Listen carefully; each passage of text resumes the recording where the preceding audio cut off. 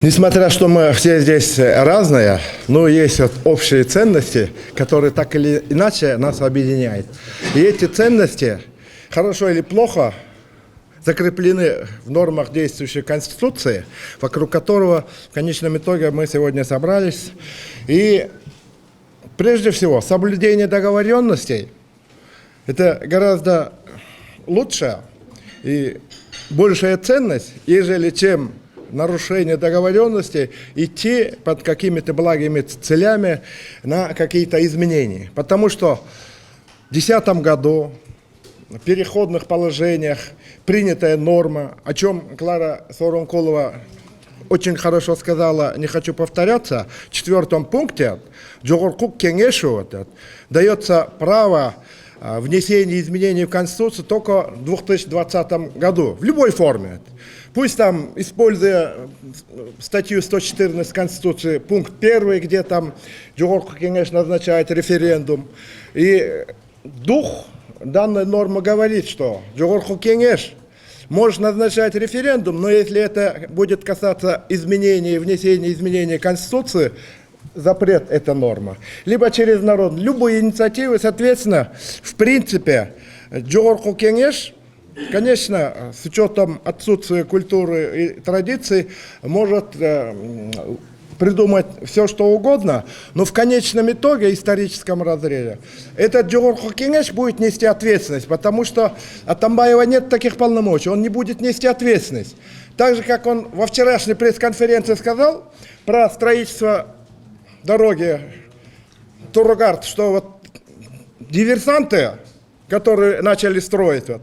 И потом, когда ситуация поменяется, Атамбаев же также прекрасно скажет, это диверсанты, нарушение норм, принятых на референдуме, пошли на внесение изменений. Соответственно, хотя мы все прекрасно знаем, кто за этими инициативами стоит, конечно, Атамбаев и его олигархическая клановая группа во имя сохранения этой власти.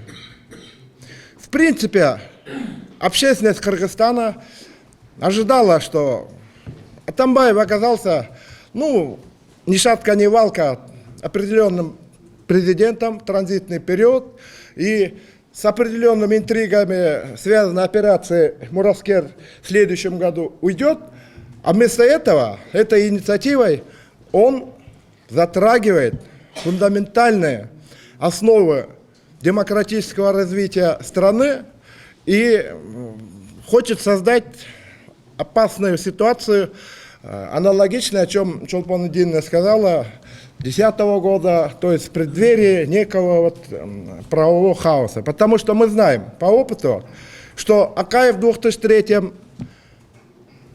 принял Конституцию, и Бакиев в 2007, и здесь вот...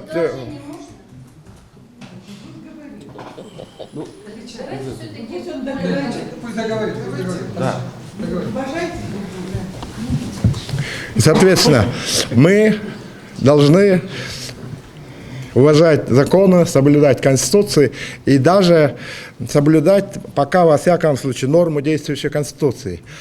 А мы все каким-то образом живем в условиях признания тех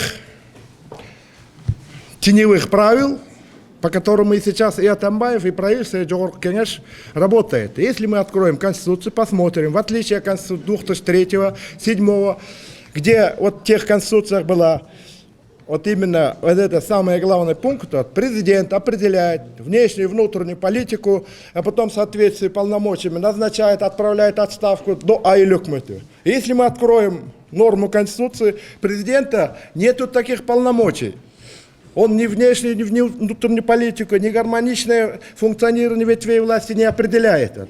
Единственное, идет злоупотребление со стороны президента Атамбаева.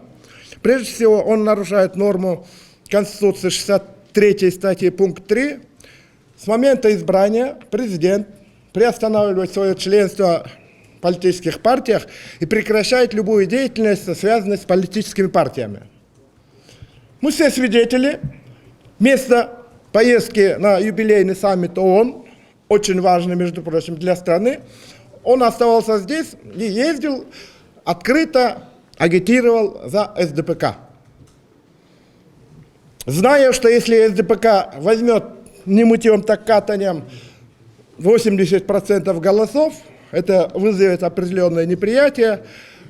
Технология была придумана, клонирование, и вот они 80% получили. Потому что следующий шаг, чтобы узурпировать власть, это статья 84 пункт 2, когда в парламенте нет большинства, президент поручает одной из фракций формировать коалицию большинства. Здесь идет вроде соблюдение буквы закона, но нарушается дух. Вот президенту эта статья не дает права назначать премьера, назначать министров. Эта статья только дает формировать коалицию, а фактически на деле получается. Что получается? Премьер Джеймбеков говорит, я во сне и даже не видел, что стану премьером, в смысле.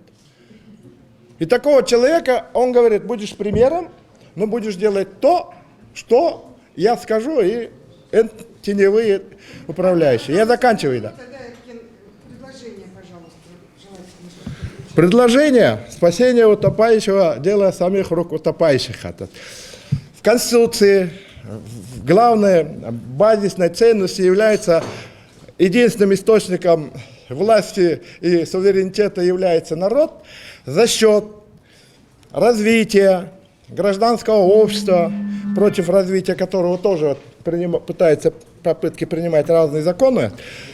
То есть соответствие этой нормы общество – это первично, власть производная. Качественное общество, качественная власть.